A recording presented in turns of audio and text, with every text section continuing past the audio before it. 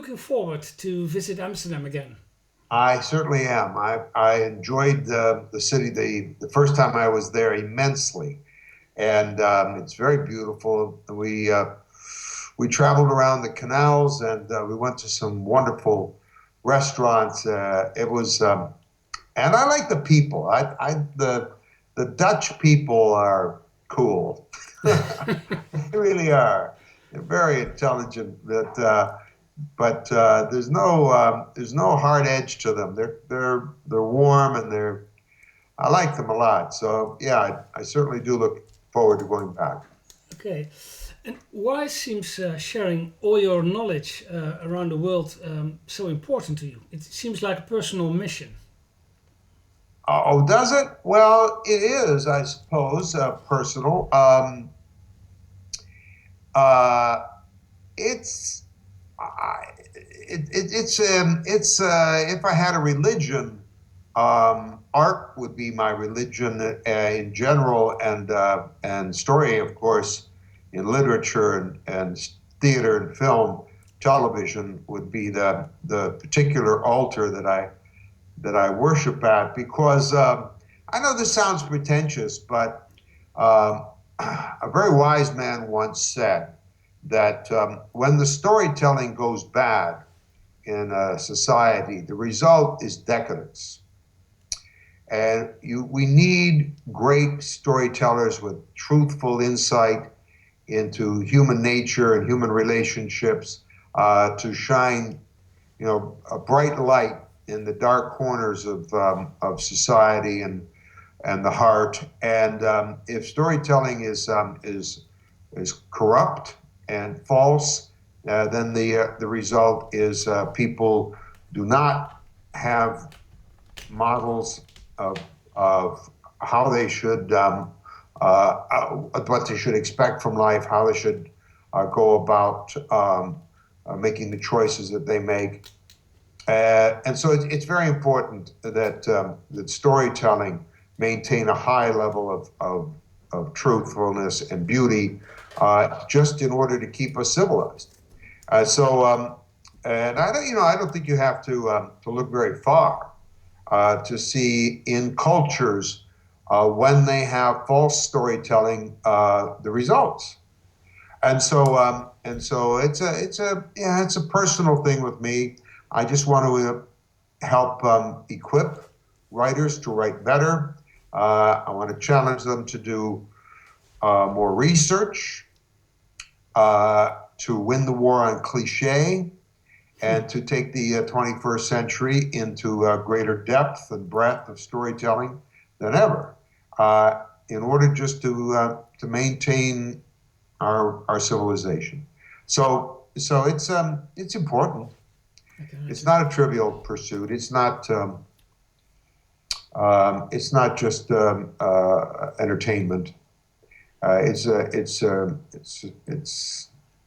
It's of great value, I think. Cool. Let's talk about the story in business or storynomics. What is actually the deepest essence of storytelling? That of course is a very interesting, difficult question in many ways because it's like asking what is the essence of music? Is it tonality? Is it rhythm? Um, and so the essence of storytelling, I've been asked that before, and I've given some thought to it. There's the answer that I think is best is that at the heart of story is change. A beautifully told story expresses how and why life changes. I mean, if nothing happens, if nothing changes in a story, there is no story. And stories are metaphors for life. And the essence of life is change, constant conflict and evolution, change for better or worse. And so it's at the heart of a story is change, how and why life changes. A fiction told story uh, expresses change to an ending that satisfies the audience or the listener. I mean, a fiction told story ends in a sense of emotional satisfaction. We would hope, of course. But that's not the business story. The business told story is a purpose told story. I mean, it arrives at satisfaction. It does what a story must. It engages people and holds them. But at the end of the business told story, the satisfaction that the listener receives moves them to take an action. I mean, there's a purpose to a business story. It's a purpose told story, and the purpose is to engage people and then inspire them to take an action, to hire your service, to purchase your product, or if it's branding, simply to take a positive attitude toward the brand, to change their mind about the brand, but most importantly, generally to take an action. If it's a business told story in you're trying to raise money, if it's a financial venue, then you want people to invest. If you're in management and you're telling a story inward into your company, you want to change the behavior of your employees. You want to change their point of view. You want people coming to work with enthusiasm and working efficiently and hard and creatively and innovatively. And so whether you're telling a story inward into your company or outward into the world, there's a purpose. And the purpose is to cause people to act and to do what you need them to do. And so the business story is like a fiction told story, but it has an ending that inspires action. And that's probably the main thing that businesses can gain when they invest in storytelling. Well, yeah. Invest in storytelling is not, it's not a matter of investment. You can't buy this. You have to learn it. You have to learn to master this difficult form.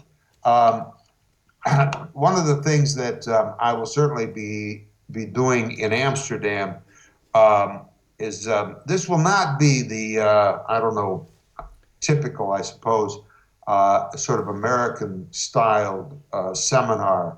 If by that you mean that somebody's going to get up and tell you that this is easy, and they're going to appeal to your emotions and pretend that anybody can do this. I'm going to make it clear that this mastering the art of story means, first of all, you have to think in story form. If you can't think in story form, you can't tell story. You can't express yourself in story form unless the story is in you to begin with. And so it really means taking a very different approach to communication. How you talk to people, how you present your company, how you deal with your employees, how you deal with your customers. It's a revolution in the way in which you think, and it is not easy to do. It requires getting rid of old habits and developing a new way of thinking. And so it'll be serious, and it'll be clear, but it'll be challenging. I can promise you that, because it is essential for business today that they revolutionize the way in which they work and think. I mean, the old methods.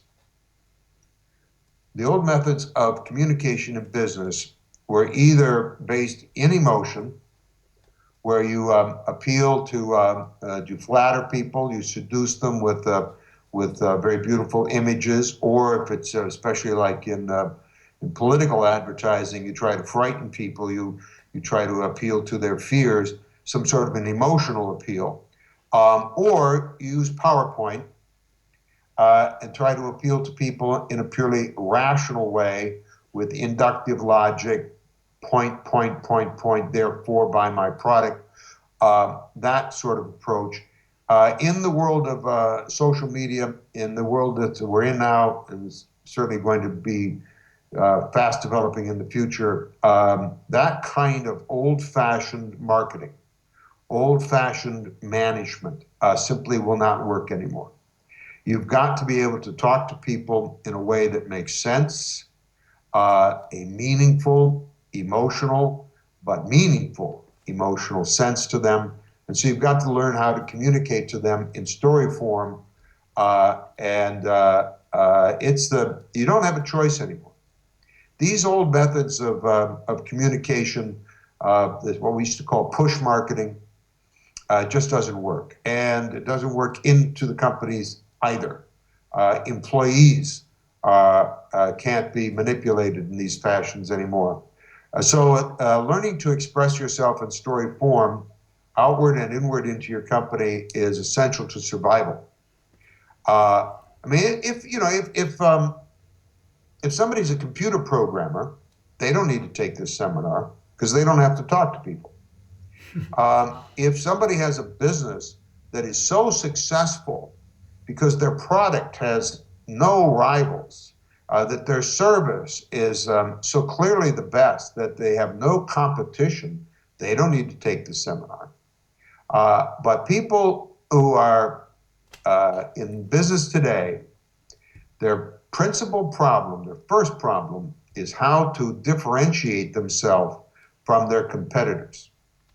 Because the truth be told, the differences between products today is not severe. Products of all kinds are easily copied, and their differences are not that important anymore. Differences in service is not that critical. Everybody's getting very good at service. People are very polite now. Everybody knows how to perform a service very nicely. And so companies are becoming more and more and more alike. Therefore, every company's biggest problem is how to get the world to understand that indeed you are unique and express a difference, and to separate yourself from all of your competitors so you have a unique identity into the world. And in order to do that, you have to be able to hook attention. This is the age of interruption, the age of interference, the age of constant distractions. And the most precious thing in the world today is attention, getting people's attention. And once you gain that attention, holding that attention long enough to pass a message to them that will inspire them to take an action. I mean, you can persuade people, but that doesn't mean they're going to do anything. You could get people to go, yeah, well, that's true. That's all very nice, but then they sit there and they don't move. They don't take action and purchase your product or your service or go into business with you or whatever. And so, being different, clearly distinct and unique, separating yourself from your competitors, hooking the attention of people, holding that attention, moving people to action. This is what a business has to do in the future. And the most effective way to separate yourself, hook, hold, and pay off attention is with story. The old-fashioned methods of bragging, we're the best, we're the brightest, we're the newest, promises, if you get in business with us, you'll get this, you'll get that, you'll be happy. Bragging and promising does not work anymore. People have heard that so long, and they're so tired of it. And so what you have to do is tell them a story, and a story hooks attention. Story gets attention, holds attention, and moves people to action. And when the story is beautifully told, they understand the story is being told by a unique entity and a unique corporation or business. And if it's done beautifully, it causes them to have empathy. They identify with that company. They like the company.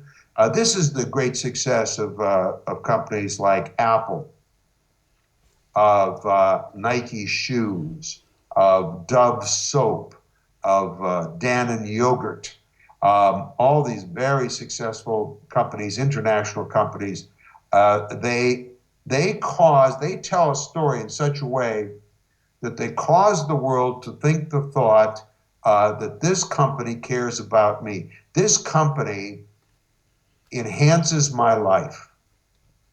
This company makes my life better somehow. And when you can tell a story that convinces people that your company understands them and is moved to help you live a better life in some fashion, then you've got a customer for life. And all of this is best done through storytelling.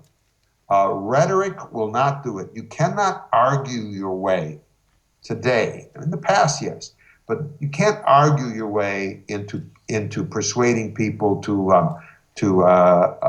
buy your product, to think positive thoughts about your company. They've heard all those arguments. They fall on deaf ears now. But story, yes, story still works. And so when somebody comes to the Storynomics seminar, this is the sum and substance of what we're going to be talking about. Using story in a modern way, a purpose-told way, as the most effective form of communication into the company, if you're a manager, out into the world, if you're a marketer. Cool. Really nice. Really nice. Story. One question. What are you going to tell them in the story seminar that's going to change the way they will write or create? I'm going to teach them, I would hope, what it means to think in story form as opposed to thinking in rhetorical form. Are you still there? Yeah. Fine. Oh, good. Yeah. Yeah. Sorry. You still see me? Yeah. Loud and clear. Okay. Because all right. Yeah, I'm going to try to change the way they think. The PowerPoint presentation. If you look, but let's be fair and clear. If somebody feels that they use rhetoric, they can. Rhetoric is, the art of persuasion by building an argument based upon alleged facts. If they can build an argument and persuade people and get people to do what they need them to do in a completely inductive way, and use PowerPoint effectively to change people and to move them to action. If they can do all that with rhetoric, fine. But but I would submit that today more than ever, this method of rational persuasion is not effective. People argue with your facts. They don't believe that you've presented a balanced argument, and you often just do not convince. And so what I'm going to do for people is give them another way to work. I'm not against data and facts, and knowledge and information, but it's a different way to process information and to express it in story form. So they still have to have knowledge. They need data. They need big data. They need to be able to know what they're talking about. And then they've got to be able to take that data and storyfy it. Instead of rhetoric, they need to storyfy the data and tell a story that moves people to get it. They understand the knowledge, the information that you're trying to get across, but in an active way and in an empathetic way, so that they're involved. As I said, you can persuade people, but that doesn't mean they're going to act. I mean, people can sit there nodding, going, yeah, you're right, and then they do nothing. And so what I'm going to try to help people understand is the way in which you storyfy data. So at the end of the day, people don't just nod, they get up on their feet and they take an action. Cool. Yeah. Okay. Well, I think you already answered more or less all my questions. Well, I got your questions Yeah, and the other day, and so I went through them, and yeah, I thought they were all great, and so I tried to you put did. together, You sort of did. an all-purpose Yeah, answer. maybe. The one question that I didn't answer is you asked me, what will businesses gain, Oh yeah, right? yeah, I'll tell you what they'll gain. They'll gain money. Okay? right. The title of the seminar is Storynomics. And I coined this word. It's not English, I made it up. Storynomics is a combination of economics and storytelling. And I want them to understand this is a practical business tool to help the business survive and prosper. The better they communicate, the more effectively they get people involved, the more money they're going to make at the end of the day. I mean, this is not art, this is business. And at the end of the day, what matters is, are you still in business? Can you pay your bills and make a living or not? I just finished with a client down in Atlanta, Georgia, that's a big a big data company. They mine data, they build data, they store data, and then they uh, have developed software to help people market based upon big data. Um, and the uh, the uh, the problem that they face is that the data now is everywhere. They don't have a corner on it anymore. They've got competitors, a half a dozen competitors from IBM on who are all in the data business, and so they've got to be able to differentiate themselves from all the rest, and market in a way that somehow moves people to use their software and not others. And so it's not a choice. I mean, businesses really don't have a choice. They either learn to communicate in the modern way or they will not survive. Um, the clients of this company that I just worked with in Atlanta are marketers. The company that I work with markets to marketers. Yeah, Okay, they're a meta company. Um, and I was shocked. You know what the life expectancy of a CMO is today? How long is the average chief marketing officer in their job? 2.5 years. And then they're out. And once you've been a CMO and you're out, it's really hard to convince somebody else to make you a CMO at another company.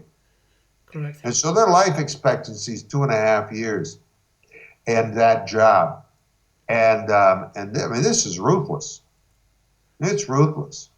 And so if they don't master marketing, they're going to perish just like everybody else. And the company that they market for will perish. And so, yeah, what do you gain from developing an excellence in communicating in story form? You make money. You survive.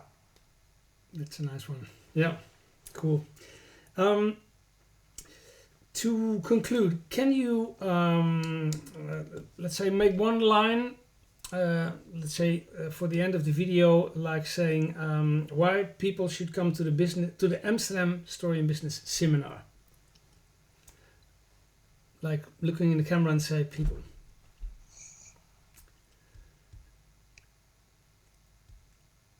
Everyone in this social media driven world today has to learn to communicate to other people in a way that doesn't just persuade them, but involves them. If you cannot get people to be involved, to take action, they will just jump to the next and the next and the next and the next, and you've lost them. And so you must be able to communicate with involvement. Cool. Okay, Bob. I think we have enough. We have a lot of very interesting things. You know, I'm here to give you what you need. So let's make sure you're Yeah. happy with Yeah. Maybe you anything can. else. Yeah. The last one, maybe you can say. So join me at the Amsterdam Ah, Story and Business, because we still call it Story and Business Seminar. you're not going. You're going to keep that name. Yeah. Unfortunately, because we marked it already like that. All right, right. Okay, So maybe just one invitation. Yeah. right. So join me in Amsterdam for the Story and Business Seminar, and I promise that I will give you new tools to enhance your business practices and enable you to communicate effectively with empathy and involvement.